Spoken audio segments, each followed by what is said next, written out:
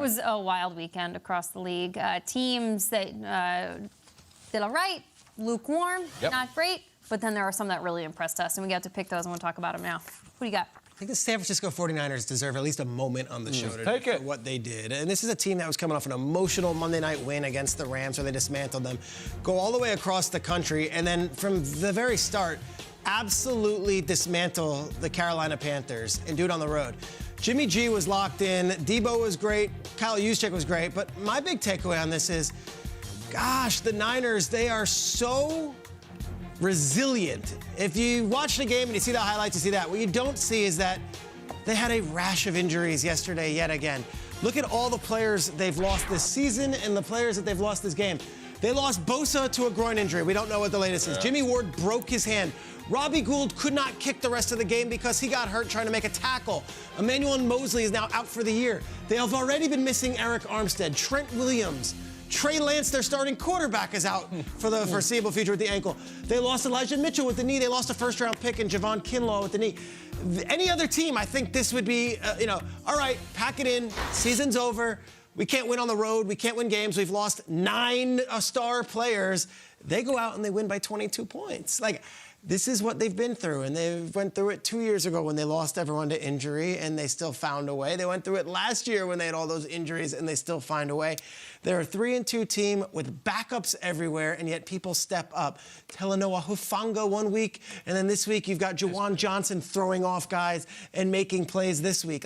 The Niners, that logo, that uniform, so much respect for that because no matter who's on the field, they find a way. And we're hoping that a lot of those guys get back, but for some of them, it's not going to be very soon. No, you're right. And we always say a backup is just a starter who's waiting for his opportunity. And the 49ers have a ton of guys doing that. And for me, trying to choose my team, I'm like, well, the Bills were unbelievable this week. The Titans got 3 in a row. But another team who's having to have guys step up, the New England Patriots. They lose Mac Jones to an ankle injury. All right, we got the veteran. We got Brian Hoyer. He's going to come in last week. Lose him in the beginning of the game. Bailey Zappi has been playing their third-string quarterback, drafted in the 4th round. And he is making plays for them. And obviously the defense is stepping up. I'll get into that later. Jack Jones right there with the interception. We saw Judon knock a ball loose. Ramondre Stevenson.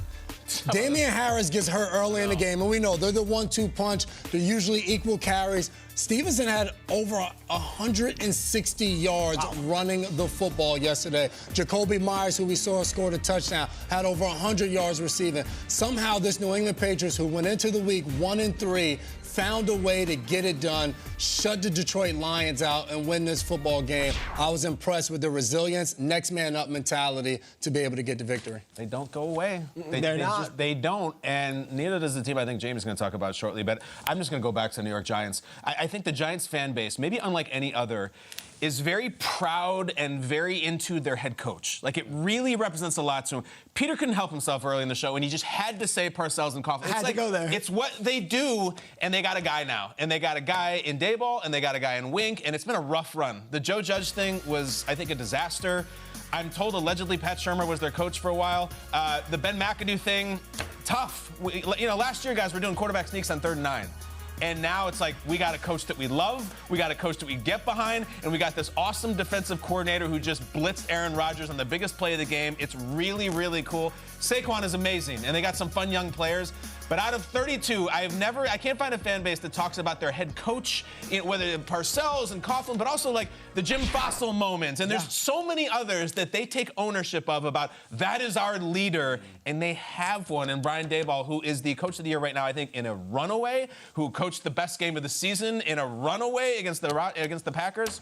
And I think it's really cool. Saquon and Daniel Jones are a thing. The head coach has been awesome, and I think Giants fans love that more than anything else. On the other end of the spectrum, what was it last week? Somebody said that we don't hear much from Nick Sirianni, which feels kind of appropriate with this Eagles. And we hear about their front office, we hear about Jalen Hurts, and then all of a sudden Sirianni has just kind of hung around and become the head coach of this unbeaten Philadelphia Eagles team.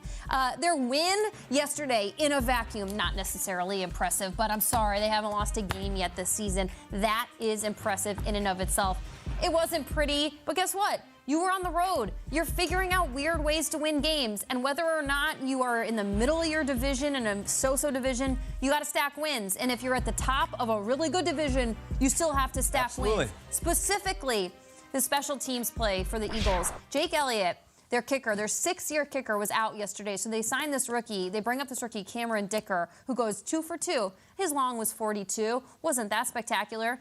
But the kicker for the other team went 1 for 2. I mean, just the smallest things make the difference. So shout out to the special team specifically. They impressed me for the Eagles. Awesome. I think that's impressive, too. That could have easily been a screw-it game for the Eagles. Oh, well, we lost. We're 4-1. We lost to Arizona. Long plane flight. Like, they won ugly. Yeah, who cares? But they said, no, we're going to go 5-0. That showed me something. Eagles 5-0, Giants 4-1, Cowboys 4-1. NFC East. So good. So good.